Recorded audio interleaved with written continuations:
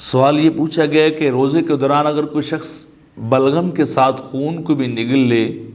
تو کیا اس سے اس کا روزہ ٹوٹے گا یا نہیں ٹوٹے گا؟ تو اس کا جواب یہ ہے کہ اگر بلغم میں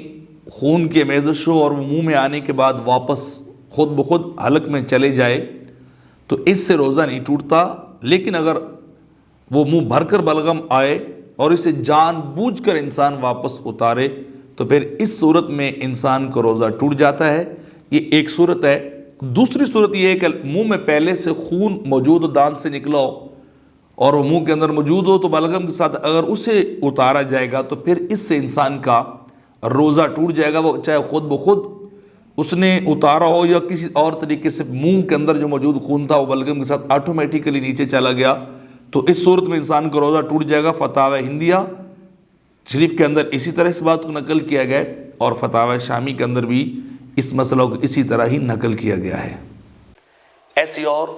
مزید ویڈیوز حاصل کرنے کے لیے ہمارے چینل پرو مظفر فرید کو سبسکرائب کریں۔